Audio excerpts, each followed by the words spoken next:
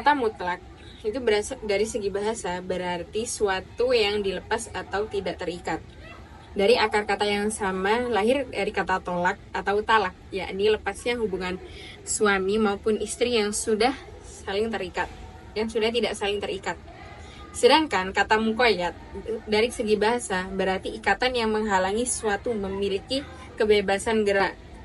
Pengertian mutlak secara terminologi menurut beberapa pakar Al-Quran diantaranya yang pertama menurut Abdul Al-Wahhab Khalaf, yaitu beliau berkata bahwa lafaz yang menunjukkan suatu satuan tanpa dibatasi secara harfiah dengan suatu ketentuan. Kedua, ayat-ayat hukum dalam Al-Quran ada yang bersifat mutlak dan ada pula yang bersifat muqayyad. Kaidah usul fikih yang berlaku di sini adalah bahwa ayat yang bersifat mutlak harus dipahami secara mutlak selama tidak ada dalil yang membatasinya. Sebaliknya, ayat yang bersifat muqayyad harus dilakukan sesuai dengan batasan atau kaitannya. Kemudian, Mana Khalil Al-Qattan menurutnya bahwa mutlak adalah bacaan yang menunjukkan suatu hakikat tanpa suatu qayyid atau pembatas. Mutlak sebagai lafaz biasanya berbentuk nakiroh atau isim tanpa alif dan lam.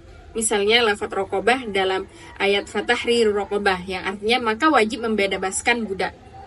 Kemudian pertanyaan ini meliputi pembebasan seorang budak tanpa terbatas, entah itu budak mukmin atau kafir.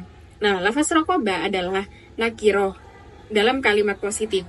Sementara itu, muqayyad adalah lafaz yang menunjukkan dengan batasan atau qayyid, seperti rokobah yang dibatasi dengan mukminah, fatahriru rokobati mukminah, yang artinya maka hendaklah membebaskan budak yang beriman.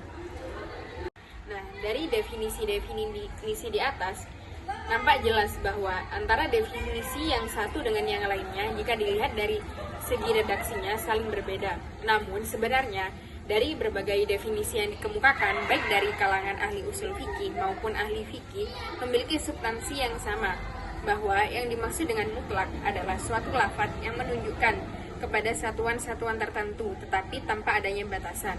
Dan juga biasanya lafaz mutlak itu berbentuk isim nakiroh dalam konteks kalimat positif. Baik, selanjutnya adalah pembagian lapas mutlak dan muqayyad. Sebagaimana lapas am dan khos, sesuatu yang muncul secara mutlak dalam teks Al-Quran akan tetap berada dalam kemutlakannya. Sebaliknya, sesuatu yang muncul dalam lapas muqayyad akan tetap kepada kemuqayyadannya selama tidak ada teks yang mengqayyadkannya. Adapun di sini ada beberapa pembagian lapas-lapas mutlak yang berbentuk rasional. Antara lain yang pertama, sebab dan hukum sama. Dalam hal ini mutlak harus ditarik pada yang muqayyad. Artinya muqayyad menjadi penjelasan mutlak. Contohnya dalam Al-Quran surah Al-Maidah yang berbunyi, "Hurrimat 'alaikumul maitatu wad-damu wa lahmul khinzir."